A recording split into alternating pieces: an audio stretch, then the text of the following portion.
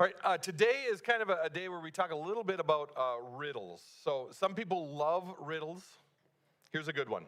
A traveler was lost in a dense forest that he was unfamiliar with. After many hours, he came upon a fork in the road, not knowing which way to turn, which direction. Now, he knew that there were two men who lived in these woods. One of these men always told the truth, and one of them always lied. One of the men approached him to offer help, but our traveler did not know if this was the truth teller or the liar. So how could he determine which path he needed to take? Here's the riddle. The traveler can only ask one question. What is the one question he should ask? Now keep in mind, if he asks, are you the truth teller or the liar? Going to be a lie, right? What's the one question he should ask? Now, like any riddle, right, good riddles, when you know the answer, it seems simple. In fact, this one has a very simple solution. Here's the question. If I ask the other man which direction I should take, which way would he tell me to go? And then he goes the opposite direction. Why? Because he can be sure that whatever answer is given has exactly one lie in it. The truth teller will give the liar's answer, and the liar will lie about the answer that the truth teller would give. Whichever way this man answers, our traveler must take the opposite path. Sounds simple when you lay it out, right? But if you tested someone with that riddle and they've never heard it before, you'd be surprised if they solved it quickly. We'd be impressed by their wisdom. Here's another riddle. I'll give you the answer later. This eats even though it doesn't have a mouth. If it eats, it lives. If it drinks, it dies. Hold on to that one. And if you know the answer, don't shout it out. Okay, we're in our third Sunday, and our sermon series focused on King Solomon. So you've probably been thinking about the riddle that he faced. Do you remember it? He was asked to judge a case without any witnesses, and the only evidence he had was the testimony of two women, one telling the truth and one lying. Remember this? It's memorable because Solomon only said one thing to solve this. It's well known for the shocking wisdom Solomon displayed, but there's way more to this account. There's something really important I want to show you. So if you have a Bible, please open up to 1 Kings. We're going to start in chapter 4. It's on page 161 in the Blue Pew Bibles. If it's in your Bible, it's near the front. 1 Kings chapter 4. Last week we looked at Solomon's prayer for wisdom and how God answered it, and we ended by talking about the purpose of God's wisdom. We did, why did God give Solomon wisdom? Why does God give us wisdom? We said there's two purposes in Solomon's life, and then we traced them onto Jesus' life and death. Today we're going to dig deeper into those and apply them. Remember what they are. The first reason is that we'd glorify God, that Solomon would glorify God, that we would, and the second one is that we'd serve others, that Solomon would serve others. So glorify God, serve others.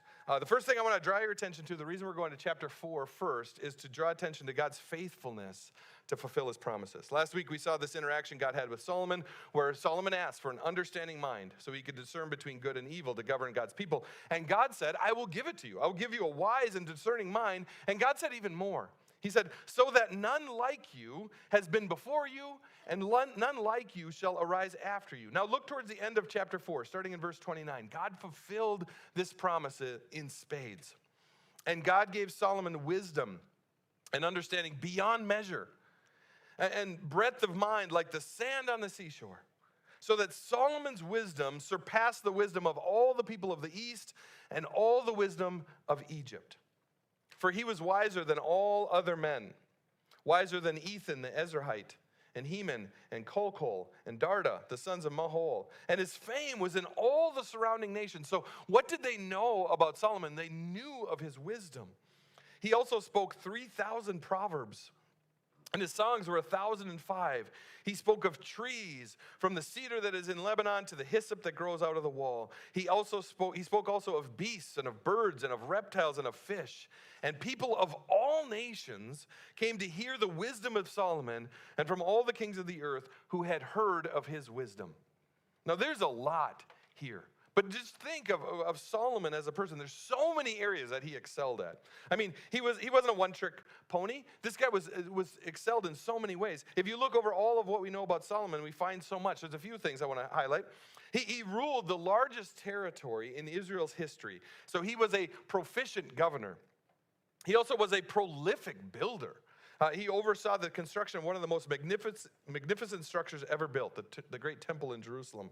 He was a financial genius. He would make Dave Ramsey look like a bumbling fool. He was so wise. Solomon was also internationally known as an expert. We just saw this in science, like natural history, zoology, botany. He was a great scientist. He also succeeded as a military leader, a commercial developer. He was a renowned author and artist, over 3,000 proverbs and 1,000 songs. And Solomon also wrote the Song of Solomon, which shows his bona fides to be considered the love doctor above all things, right? But I want to focus on his role as judge. Solomon ruled his people with insight, justice, fairness, and compassion for the poor.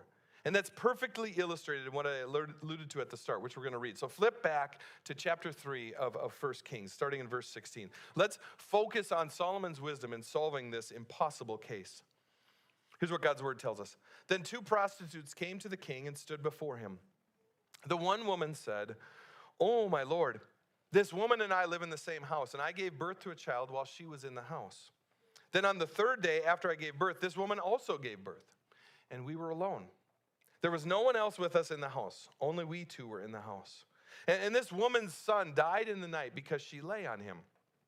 And she arose at midnight and took my son from beside me while your servant slept, and laid him at her breast, and laid her dead son at my breast.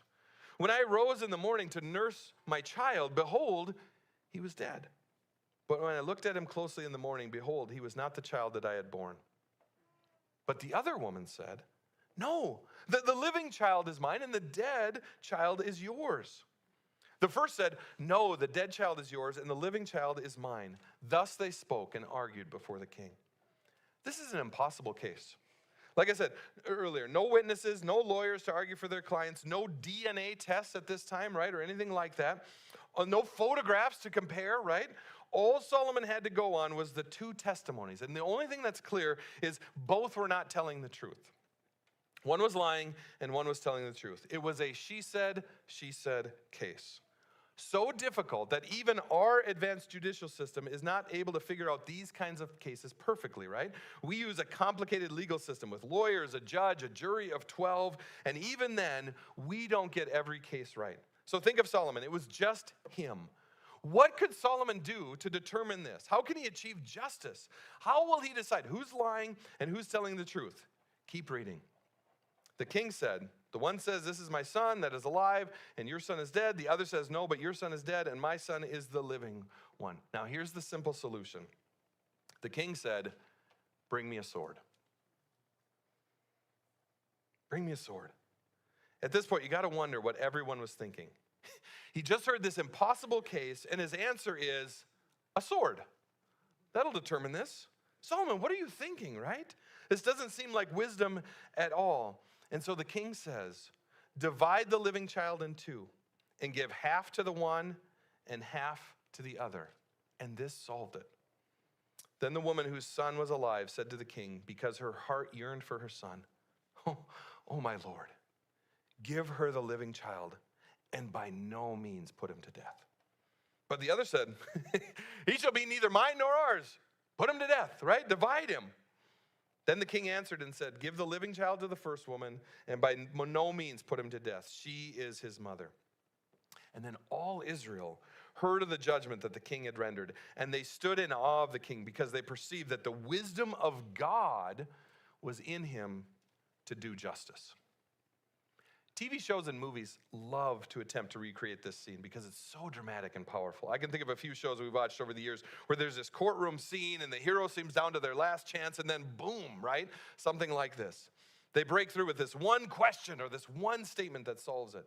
Break it down. What happened? Solomon's wisdom exposed the motives of the hearts of these women so that he could execute justice. His wisdom exposed the hearts of these women so he could execute justice. Think about how this played out. Solomon's holding a sword.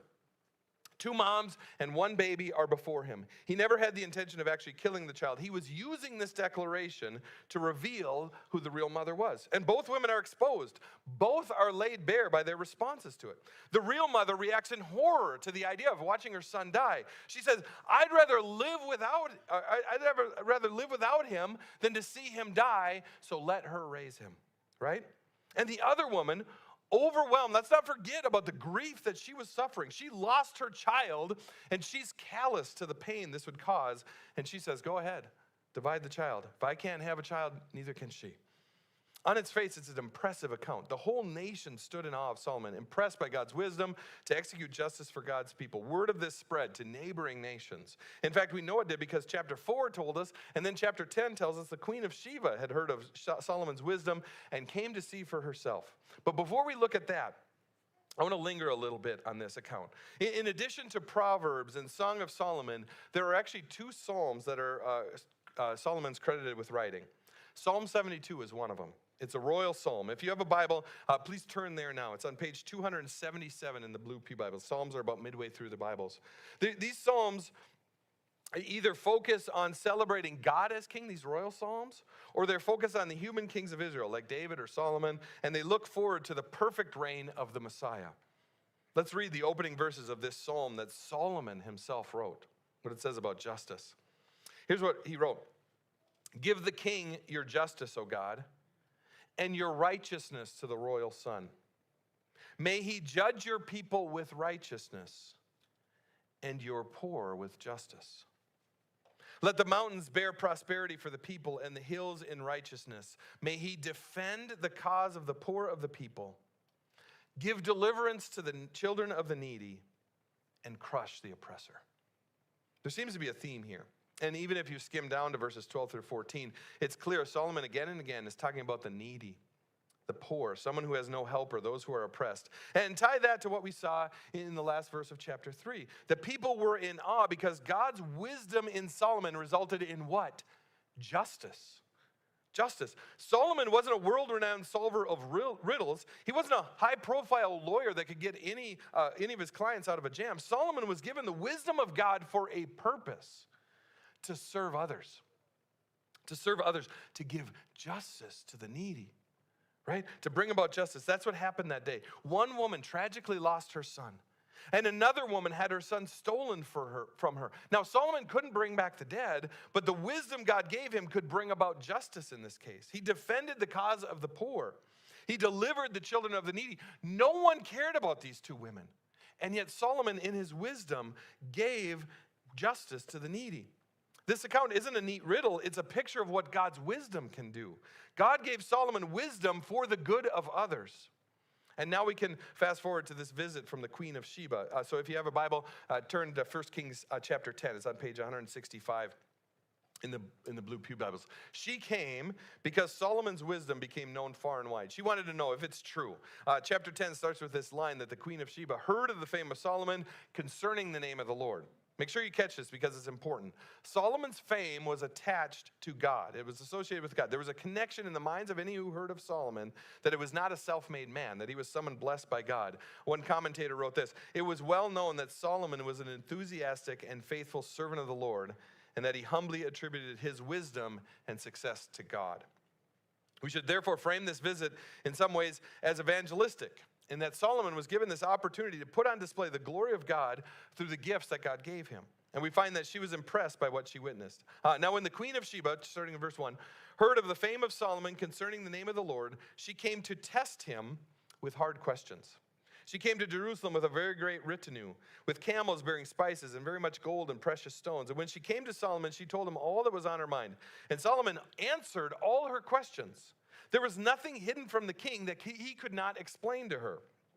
We're going to keep going in a second, but pause and take in this scene.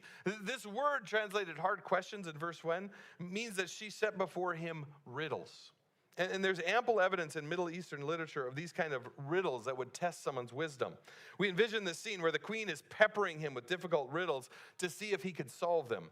Now, I know it's really hard to believe, but we actually have video of this encounter between Solomon and the Queen of Sheba. I think I've unearthed how easily Solomon answered all of her riddles. So, do we have that video? Can we play it now? I have 2 coins totaling 15 cents. One of them is not a nickel. What are they? A dime and a nickel. No, I said one of them is not a nickel. But the other one is. I've heard that before. A man and his son get into a car accident. They are rushed to the hospital. The doctor says, there's no way I can operate on this boy because he's my son. The doctor is the boy's mother. A man is found hanging from the ceiling. He stepped on a block of ice, hung himself, and the ice melted. Hunter. It's a polar bear because you're at the North Pole. Now, if you can roll The Office into a sermon, you're doing well, right? And maybe that wasn't Solomon. Riddles are easy if you've already heard them, right? But when you haven't, they're really challenging. Anyone have a guess at the riddle I shared earlier? What eats yet has no mouth? If it eats, it lives. If it drinks, it dies. Izzy? What? Trees, no. Eli? Fire. You knew beforehand. You knew beforehand. Fire, of course. These are the kind of things that the queen asked Solomon and many other questions. It says Solomon answered every single question. He could explain everything to her, which is pretty amazing. So her response, let's read it, verse 4. And when the queen of Sheba had seen all the wisdom of Solomon, the house that he had built, the food of his table, the seating of his officials, and the attendance of his servants, their clothing, his cupbearers, and his burnt offerings that he offered at the house of the Lord, there was no more breath in her. And she said to the king, the report was true that I heard in my own land of your words and of your wisdom. But I did not believe the reports until I came and my own eyes had seen it. And behold, the half was not told me. Your wisdom and prosperity surpass the report that I heard. Happy are your men, blessed are them, right? Happy are your servants who continually stand before you and hear your wisdom. Blessed be the Lord your God, who has delighted in you and set you on the throne of Israel. Because the Lord loved Israel forever, he has made you king, that you may execute justice and righteousness. The queen affirms two things we've been saying all along about wisdom. It's given one to glorify God. She said in verse 9, a blessing on God because he set Solomon on the throne. She acknowledged this wisdom could not be Solomon's doing. Something divine happened. And two, it's given to bless others. Look at what she focused on. Solomon executing justice and righteousness. In verse 8, I want to highlight it. Blessed are your men. Happy are your servants who continually to stand before you. God gave Solomon this wisdom so that he would glorify God and serve others. And we see both. Now, I really wouldn't be doing my job well if I just stopped there and said all these great things about Solomon and his wisdom. Remember, the point of Solomon's life is to point us to Jesus. That's the point of it. It's to point us to Jesus. So when Solomon provides justice to the needy because of his wisdom, he's pointing to Jesus who will do so perfectly. We think of what Jesus said in Luke 4, that he came to proclaim good news to the poor, to set at liberty the captives and those who are oppressed. We looked at Solomon and realized he's only a faint picture of what Jesus will do perfectly. Jesus will bring about true justice for all, and we long for that day. I don't know if you thought about this, but there's something the Queen of Sheba said that caught my attention. The servants of Solomon are blessed. But if Solomon is just a pointer to Jesus, what does that mean for us? It means we are blessed beyond measure because we are servants of someone greater than Solomon, right? We are servants of the King, of Jesus. We get to be part of his kingdom. We get to be his followers. Those who stand before him benefit from his wisdom and who he is. But there's one thing I want to focus on as we close. We have to go back to chapter 3, when we saw Solomon's wisdom expose the hearts of these women. We can be sure that Jesus' perfect wisdom will one day expose the hearts of all. His perfect wisdom will one day expose the hearts of all. I mean, we read this account of this woman, and she starts talking, and I'm thinking, don't say that, second woman, right? Don't expose yourself like that. Even if you thought it, we're thinking, why would you say it out loud, right? I mean, we hear it and we're like, oh, you're doomed. Why did you say that? Now he knows. She just sunk herself. She told on herself. But his wisdom is what exposed it. Think about it. Is there a time in your life when you were aware that if anyone else knew what you were thinking, they might change their opinion of you? Or are there any things in your life that you've done that you're ashamed of, you don't want anyone else to know of? Things that you just want to keep to yourself? I think it's fair to say we all have something like that. Those things in our lives. We all have thoughts we don't want to share. We all have things we don't want anyone to ever know. So trace what happened with Solomon and in these women onto our lives. Since Solomon points to Jesus, this will happen to us. The Bible speaks of God knowing the thoughts and intentions of our hearts. Those things that we think we don't want anyone else to know, Jesus knows the secrets of men. And that means, and this is sobering, there's nothing that's happened, nothing you've thought that Jesus doesn't already know. He knows it. And that could be a bit scary to think about, right? I mean, if there are things we keep from other people, the last person we want to know these things is God, right? That would be bad for us, and yet it's true. He does know them. And so this brings us to consider the most difficult dilemma that ever existed. Far harder than any riddle of a man lost in the woods or any riddle that Solomon was tested with by the Queen of Sheba, right? The most difficult dilemma that ever existed is the tension between God's love and God's justice. It's the tension that's created between God's love and his justice. Let's set this up so we can understand something amazing about Jesus. On the one hand, we have what I just laid out for each of us. We aren't perfect. We're far from perfect. We aren't entirely truthful in every area of our lives. We have impure thoughts and impure motives. We're often selfish. We care more about ourselves than others. And I've only really scratched the surface because I've only listed ways that we've broken the moral law. When we really get down to it, if we evaluated ourselves by the standard of perfection that's laid out in God's law, we would be in even more trouble. Jesus gave a taste of that in the Sermon on the Mount. He said it's not just those who murder who've fallen short of God's perfect law. It's anyone who's ever angry with their brother. He said it's not just those who commit adultery. It's anyone who looks at a woman with lustful intent. That's the standard of perfection. It's not that we can love our enemies and we can hate, or we love our neighbors and hate our enemies. We're free to do that. God says if we want to be perfect, we need to love our enemies like he does. Impossible on our own, right? But this is God's standard, and it's clear that we fail it. So what's the dilemma? God's justice, he is righteous, and all the things I've just explained are ways that we've fallen short. Justice demands that the guilty are punished. It demands it.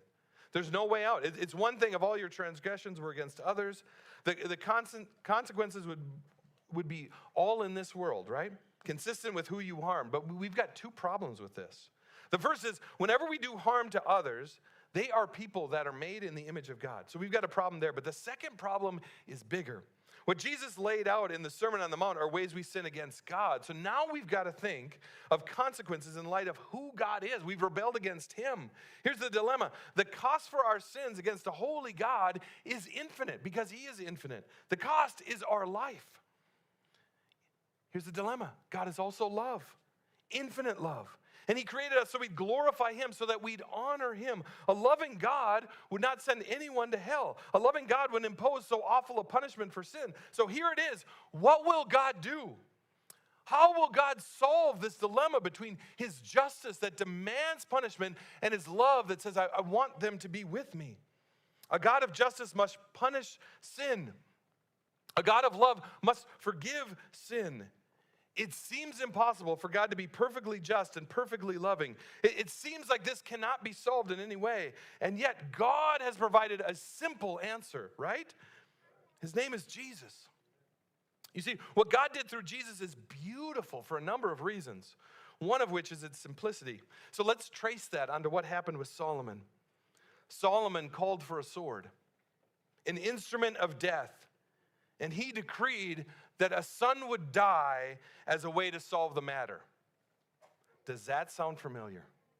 Huh? Doesn't that sound familiar? When Solomon said the child would die, the mother of the child was so repulsed by the idea of losing her son, nothing would be gained. He'd be killed for no reason. She protested. She'd rather have the son be raised by another woman. This helps us understand God's perspective on the cross a little better. God loved us so much. What does the scripture say? He gave his one and only son. He gave his one and only son. He was willing to lose his son, willing to watch him suffer and die. This would become the solution. Jesus didn't deserve any of it, not at all. He didn't deserve any punishment whatsoever. And yet, look what happened to him. He died. He paid the ultimate cost. Why?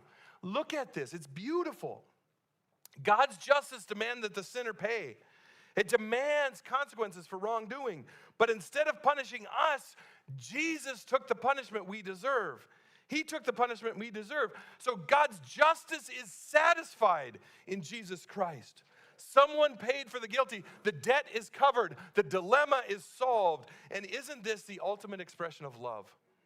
Jesus shows his love in while we were enemies, he died for us. He absorbed the cost of our sins. He took what we were owed. He substituted himself in our place and took it all. Why? So that we could know God.